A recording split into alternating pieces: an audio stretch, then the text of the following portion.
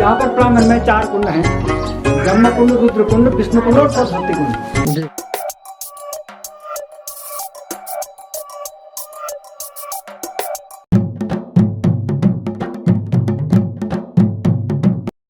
त्रियुगी नारायण मंदिर उत्तराखंड के रुद्रप्रयाग जिले में त्रियुगी नारायण गांव में स्थित हिंदुओं का एक बहुत ही प्राचीन मंदिर है।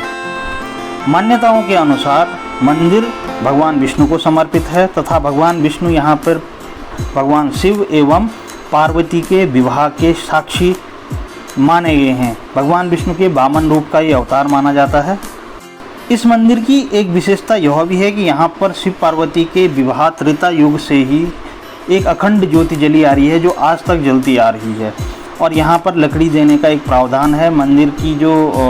मंदिर का जो गर्भगृह है उसके बाहर ही अखंड ज्योति जलती है और यहाँ पर लोग लकड़ी उस हवन कुंड में आज भी लोग दान करते हैं। त्रियुगी नारायण मंदिर के पुजारी जो हैं वो पास के ही गांव रविग्राम नाम के एक जखमोली ब्राह्मण होते हैं, जो इस मंदिर में जिनको पूजा का अधिकार प्राप्त है। और मंदिर के सामने ब्रह्मशिला को दिव्य विवाह का जो है वास्तविक स्थल माना जाता है। तो मंदिर में पहुंचने के लिए दोस्तों हम लोग तो निकले थे बहुत सुबह। मैं तो उत्तराखंड में अपने गांव से ही निकला था, तो मेरे लिए तो ऑलमोस्ट 3-4 घंटे का रास्ता था। मैं नंदप्रयाग के आसपास एक गांव पड़ता है, वहां से निकला था।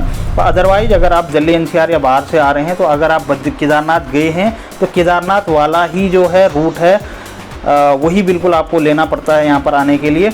और केदारनाथ आप ये मानिए कि गौरीकुंड से 4 किलोमीटर पीछे से सोनप्रयाग से एक रोड कट जाती है 11 किलोमीटर ऊपर त्रियुगी नारायण के लिए, तो वही एकदम सेम ट्रैक पड़ता है। तो रास्ते में आपको मिलेंगे रुद्रप्रयाग, रुद्रप्रयाग के बाद आपको पड़ता है अगस्त्यमुनि, अगस्त्यमुनि के बाद भीरी चंद्रापुरी के बाद आपको पड़ता है गुप्त काशी के बाद सोनप्रयाग, एंड देन सोनप्रयाग से एक रोड कट जाती है गौरीकुंड के लिए 4 किलोमीटर आगे जाके, और 11 किलोमीटर आगे अगर आप ऊपर की ओर चलते हैं तो वो रोड कट जाती है आपकी त्रियुगी नारायण के लिए। रास्ते में एकदम आपको मंत्रमुग्ध कर देने वाले पहाड़ी जो नेचर है, जो एटमॉस्फेयर है, बकरियां घूम रही हैं रास्ते में, आपको ये सब चीज़ों का आनंद लेते हुए मिलेगा। और सीज़न में अगर आप आते हैं तो सीज़न में आप अपनी गाड़ी लेके यहाँ पे नहीं आ सकते हैं। अगर आप ऑफ सीजन जाते हैं, मींस आप दिसंबर, जनवरी, फरवरी, मार्च, अप्रैल, मई तक अगर यहाँ पर आते हैं तो अपनी गाड़ी लेकर आप यहाँ पर पहुँच सकते हैं।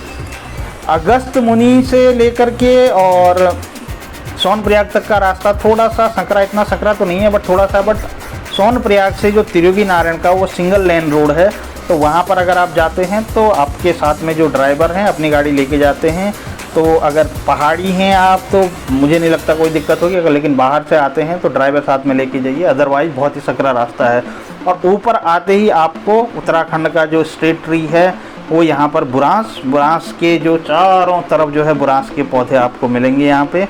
साथ में ही आपको सामने दिख जाते हैं भगवान केदारनाथ जी के दर्शन भी यहाँ से हो जाते हैं। सामने जो पहाड़ी दिख रही है यहीं पर पीछे केदारनाथ है। त्रियुगी नारायण से एक ट्रैक भी है 27 किलोमीटर का, अगर कोई पैदल जाना चाहता है तो यहाँ से भी जाया जा सकता है।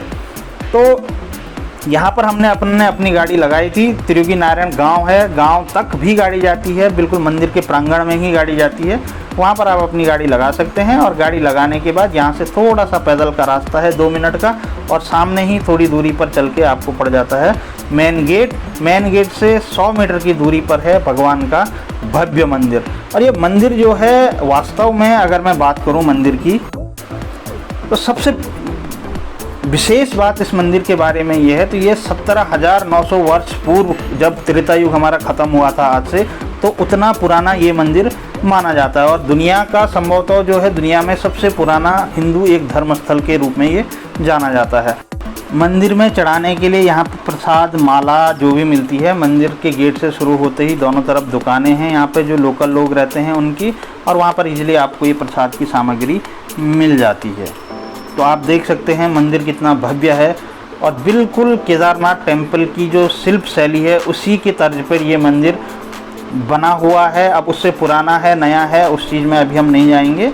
और मंदिर के चारों तरफ जो है पंच दिक्पाल, शिवजी, माता अन्नपूर्णा और क्षेत्रपाल और बजरंगबली जी का भी यहाँ पर मंदिर है। और साथ में आपको यहाँ पर 5 कुंड मिलते हैं, जिसमें सरस्वती कुंड, रुद्र कुंड, विष्णु कुंड, ब्रह्मा कुंड हैं। और अब जानते हैं पंडित जी से कि क्या है मंदिर की विशेषताएं, वो ज़्यादा अच्छे से हमको बता पाएंगे। अच्छा, इस स्थान का नाम है महाराज जी त्रियुगी नारायण। त्रियुगी नारायण का मतलब तीनों लोग को जीतने वाले नारायण, 52 स्वरूप भगवान यहाँ पर विराजमान है। और त्रेतायुग में शंकर और पार्वती का शादी यहाँ पर भगवान नारायण को साक्षी करके हुआ वो ये जगह है। आपने देखा होगा हरिद्वार के पास कनखल में राजा दक्ष प्रजापति का मंदिर है। दक्ष की पुत्री सती जब वहाँ पर यज्ञ हुआ था, यज्ञ में शंकर जी का भाग न देने से वहाँ पर सती देहत्याग गई थी। दोबारा जन्म राजा हिमाचल के घर में हुआ और पार्वती नाम पड़ा। तो इस स्थान पर भगवान नारायण को साक्षी करके शंकर और पार्वती का शादी हुआ है। आपने यहाँ पर प्रांगण में 4 कुंड हैं, ब्रह्म कुंड, रुद्र कुंड, विष्णु कुंड और सरस्वती कुंड। ब्रह्म रुद्र में स्नान होते हैं, चाहे पंच स्नानी करो चाहे स्नान करो, जो भी होता है। विष्णु कुंड में आचमन होता है, सरस्वती कुंड में तर्पण होते हैं। और ये 5वीं जगह धर्मशिला है, यही धर्मशिला है। यहीं पर राजा हिमांचल ने अपनी पुत्री पार्वती को कन्यादान करके शंकर जी को दिया है। उसी प्रथा के अनुसार आज भी ये जो पूजन पठन होता है ये कन्यादान की जगह पर होता है। उसके पश्चात अंदर भगवान के दर्शन हैं। बीच की मूर्ति भगवान नारायण की है, विष्णु भगवान। दाएं से जोड़े पर लक्ष्मी जी हैं, बाएं से सरस्वती। पीछे से भगवान की पंचायत है, क्षेत्रपाल, कुबेर, गुरु मच्छिंद्रनाथ, बद्रीनाथ, रामचंद्र आदि गुरु शंकराचार्य। भगवान के सामने ताम्रशिला है, ताम्रशिला में 108 शालिग्राम है। वहीं पर बड़ी मूर्ति सत्यनारायण भगवान की है।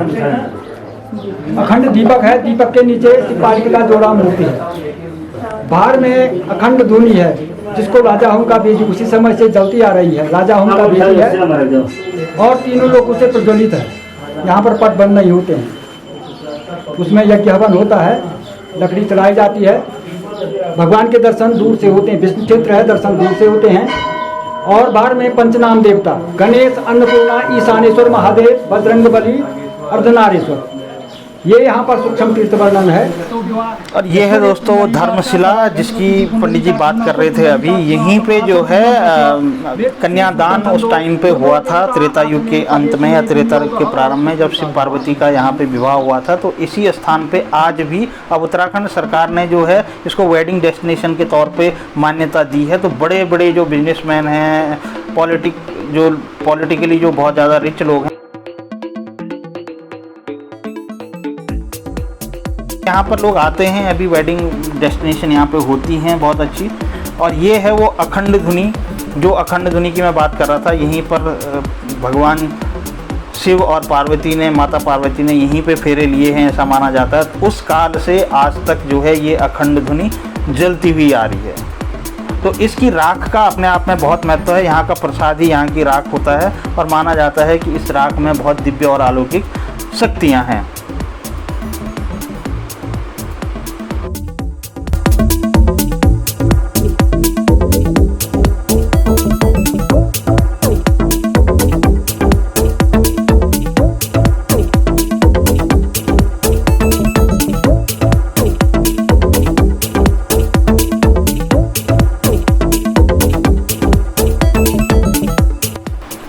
ये है दोस्तों ब्रह्मशिला, जो हमने पहले दिखाई थी, जहाँ पे पंडित जी ने पूजा करवाई थी, वो है धर्मशिला। ये है ब्रह्म कुंड। यहाँ पे ब्रह्म कुंड में भी स्नान करते हैं लोग।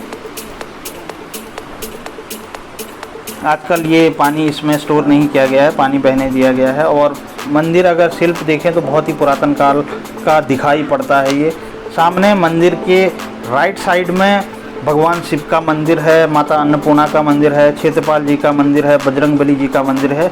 और मंदिर के लेफ्ट हैंड साइड में धर्मशिला है, जहाँ पे कन्यादान हुआ है, जहाँ पे शादियाँ होती हैं मोस्टली। अब वेडिंग डेस्टिनेशन जो लोग करते हैं वहाँ पर शादियाँ होती हैं। तो ये है माँ अन्नपूर्णा का मंदिर। और अंदर गर्भगृह की वीडियो बनाना या फ़ोटो खींचना अलाउड नहीं है, बट वहाँ पर भी बहुत ही दिव्य और अलौकिक मूर्ति भगवान विष्णु की है।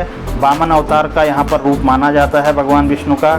जब बलि राजा ने पूरे तीनों लोकों पे अपना आधिपत्य कर लिया था, तो सभी देवों ने इसी स्थान पर आकर के भगवान विष्णु की प्रार्थना की थी। और फिर उन्होंने जो है यहाँ पर बलि को जो है, बलि से पूरे संसार को जो है मुक्ति दिलाई थी और उनके सर पे पैर रखकर उनको पाताल का लोक दिया था। तो यहाँ पर पुरातत्व विभाग के संरक्षण में ये मंदिर है। अभी मंदिर के बारे में जो कुछ भी पढ़ना है वहाँ पे लिखा आपको मिल सकता है। ये है वो सरस्वती कुंड जिसकी मैं बात कर रहा था, पहला कुंड, और माना जाता है सरस्वती भगवान विष्णु की नाभि से जो है प्रकट हुई थी। और यहीं से थोड़ा सा आगे जाते हैं, ये शिव और पार्वती की युगल मूर्ति है। यहाँ पर यहीं पे पूजा होती है। ये साक्षी माना जाता है उनकी जब शादी यहाँ पे हुई थी उसका। उसके पीछे ही आपको विष्णुकुंड दिख जाएगा। विष्णुकुंड के जस्ट नीचे आपको दिखेगा रुद्रकुंड, और ब्रह्मकुंड में आपको दिखाई चुका हूँ। मंदिर के एकदम फ्रंट पे ब्रह्मकुंड है जो कि काफ़ी बड़ा है। अभी तो स्नान कोई करता नहीं यहाँ पे। पूजा अर्चना के बाद मंदिर की एक परिक्रमा करते हैं लोग बाग, और परिक्रमा के बाद जो है अंदर दर्शन कर लेते हैं।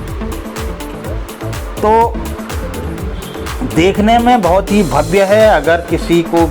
अगर किसी ने नहीं सुना है तो अभी आप गूगल कर सकते हैं। यहाँ पर वेडिंग डेस्टिनेशन के लिए बुकिंग होती है। आप आके इस पवित्र स्थान पर वेडिंग अपना बुक कर सकते हैं अगर कोई फ्यूचर में प्लान करना चाहता है तो।